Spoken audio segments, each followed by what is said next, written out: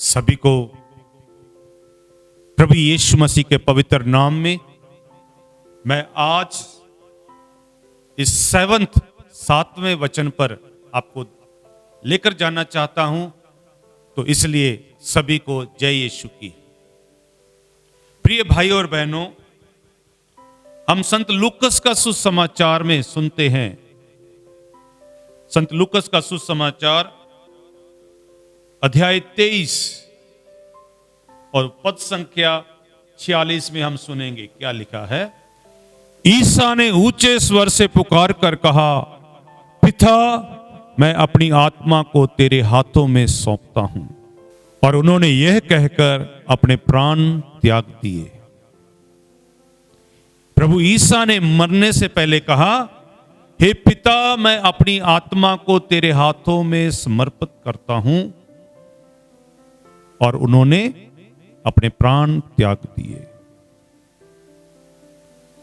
क्या आपने अपना जीवन प्रभु को समर्पित किया है? और इस शब्द बोलने से प्रभु ने धरती वाला जीवन खत्म किया और स्वर्गीय जीवन शुरू किया। वो मनुष्य के समान इस धरती पर था। और हमने अभी क्रूस का दृश्य देखा है। क्रूस के ऊपर प्रभु के 7 वचनों का दृश्य देखा है। और अभी हमने 7वां वचन सुना है। प्रभु ने क्यों अपने आप को समर्पित किया? जैसे मत्ती का सुसमाचार अध्याय 3 वचन 17 में पढ़ते हैं, उस समय एक आवाज आकाश से आई और कहा, यह मेरा प्रिय पुत्र है जिससे मैं खुश हूं। जब प्रभु ने अपने आप को समर्पण कर दिया तो पिता ने उसे स्वीकार किया और वो पिता से आया था, वापस पिता के साथ मिल गया। तो इसलिए प्रिय भाइयों और बहनों, हम आज इस क्रूस के दृश्य के मनन चिंतन कर रहे हैं कि जब प्रभु ने अपने प्राण त्याग दिए तो क्या हुआ। सबसे पहले वचन के अनुसार मत्ती का सुसमाचार में जो लिखा है, अध्याय 27 वचन 51 में, मंदिर का पर्दा फट गया ऊपर से लेकर नीचे तक। और बाइबल स्पष्ट करती है हम कौन हैं, और हम पवित्र आत्मा के मंदिर हैं। हमारे ऊपर जो पाप का पर्दा है वो फटना है। हम लोगों ने 40 काल में बहुत त्याग तपस्या की। यदि हम में पाप बाहर नहीं निकला, हमारे ऊपर से पाप का पर्दा नहीं फटा, तो हमने सिर्फ रिचुअल पूरा किया है, बस बाहरी रूप से। दूसरे नंबर पर हम सुनते हैं, धरती कांप उठी, कब्रें खुल गई, बहुत सारे प्रभु के भक्त जन जिंदा हो गए जो मरे हुए थे। तो इस वचन में हम सुनते हैं कि जब प्रभु ने हमारे लिए प्राण त्याग दिए, हैकल का पर्दा फट गया। पर्दा फटना मतलब यरूशलेम के मंदिर में एक पर्दा था जिसके पीछे महायाजक और एक तरफ सारी संगत बैठती थी। मेल मिलाप हो गया। प्रभु से मेल मिलाप कैसे होगा? जब हमारे ऊपर से पाप का पर्दा फटेगा। बहुत बार हम पाप छुपाते हैं, बहुत बार हम छुपते हैं। जैसे आदम और हवा पाप करने के बाद छुपने लगे और प्रभु ने उसे आवाज देकर कहा, आदम तू कहां है? और आदम ने कहा, मैं तेरी आवाज सुनकर डर गया क्योंकि मैं नंगा हूं। जब पर्दा फट गया, वो नंगा हो गया, प्रभु के सामने उसके पाप आ गए। तो प्रिय भाई और बहनों, जब हमारे पाप क्षमा होंगे तो हमें स्वर्ग में जगह मिलेगी। और दूसरे नंबर पर लिखा है 52 में, कब्रें खुल गई, चट्टानें फट गई। बहुत सारे लोग जो प्रभु पर विश्वास रखते थे जीवित हो गए। कब्र खुलना जी उठना है। और वचन में हम पढ़ते हैं, इतवार का दिन था, सुबह सुबह मरियम मगदलिनी और दूसरी उसकी बहनें सब भोर के वक्त कब्र पर गए, पर उन्होंने कब्र पर से पत्थर लटका हुआ देखा। उसमें प्रभु नहीं है, कब्र खाली है। और प्रभु का मिशन पूरा होता है। कहा गया है कब्रें खुल गई और जो लोग मरे हुए थे जी उठे। आज हम इस वचन पर ध्यान कर रहे हैं। क्या हमारा जीवन प्रभु के लिए खुल गया है या नहीं? जहां हमारे ध्यान पाप का पर्दा है या नहीं? और उससे पहले एक और बात हमने ध्यान देना है। चट्टान फट गई।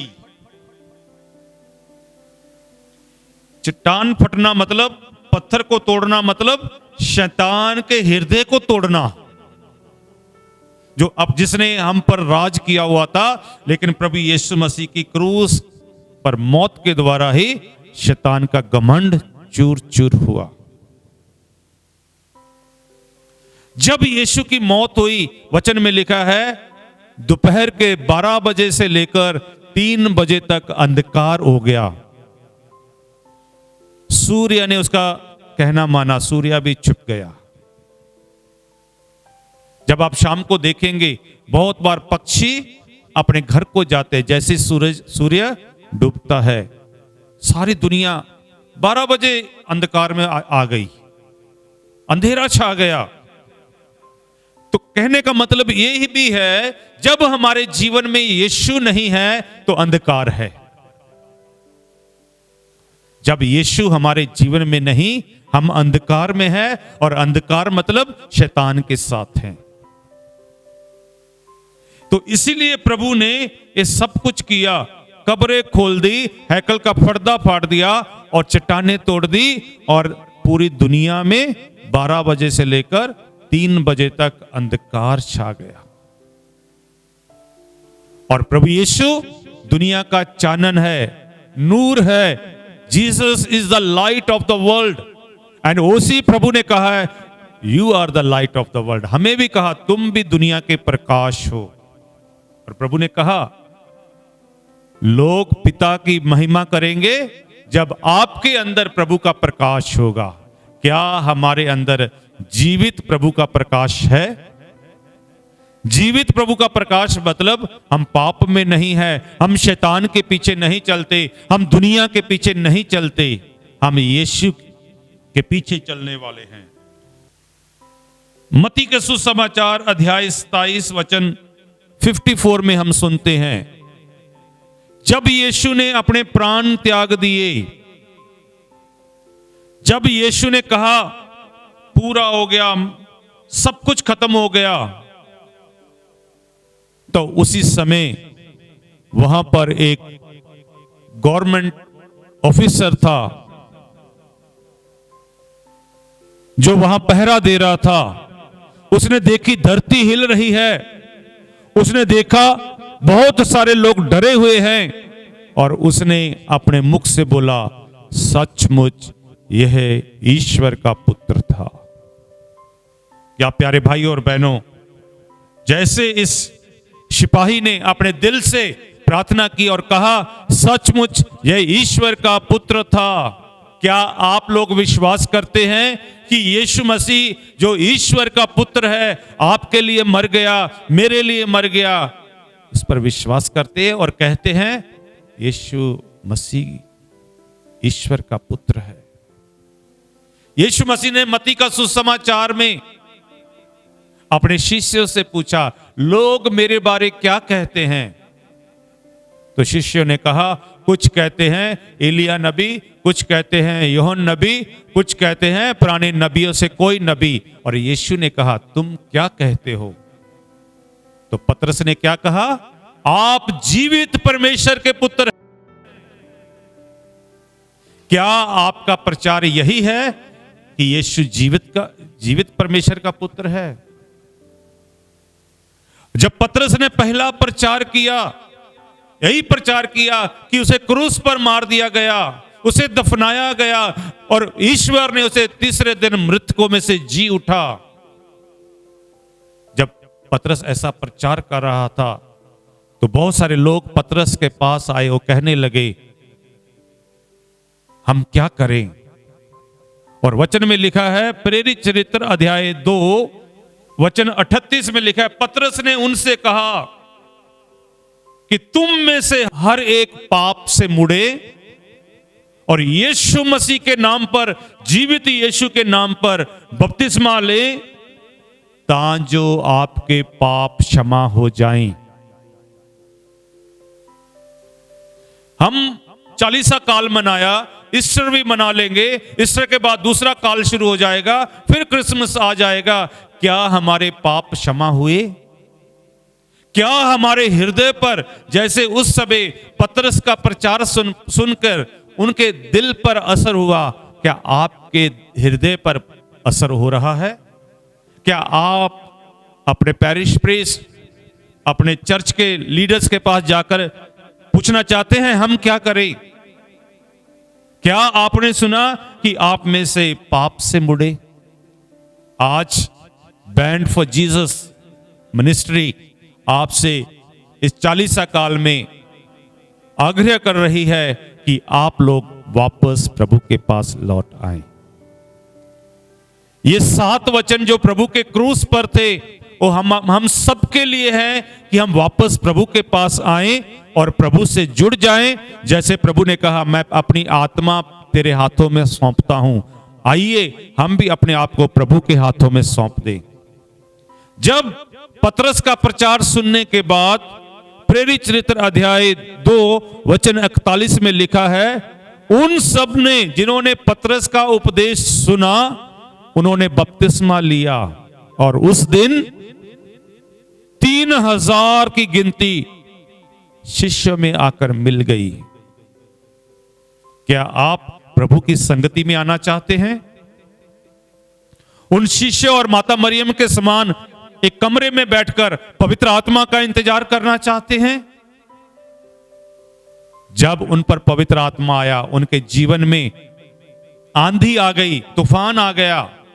क्या आपके जीवन में वही पवित्र आत्मा की आंधी आई है, तूफान आया है? जब आंधी आती है तो क्या होता है? गली में सारा कूड़ा कचरा जिस तरफ आंधी चलती है उस तरफ चली जाती है। जब आपके जीवन में पुनर्जीवित यीशु आएगा और आपके जीवन से शैतान, बीमारी, बंधन टूटकर नरक में जाएंगे और आप स्वर्ग में जाएंगे। इसलिए प्रिय भाई और बहनों, प्रभु के इन 7 वचनों पर ध्यान दें और प्रभु को अपना मुक्तिदाता स्वीकार करें। और हम कह सकते हैं, जैसे प्रभु ने अंत में कहा, पूरा हुआ। क्या हम कह सकते हैं, हे प्रभु मैं अपनी आत्मा को तेरे हाथों में सौंपता हूं, जब हमने किसी और को सौंपा हुआ है? तो आज समय है, समर्पण का समय है, आशीष पाने का समय है, प्रभु से मेल मिलाप करने का समय है, आशीष और बरकत पाने का समय है। और 40 काल हमें प्रभु से जोड़ता है। प्रभु आपको, आपके परिवार को आशीष और कृपा से भर दे। जय यीशु की।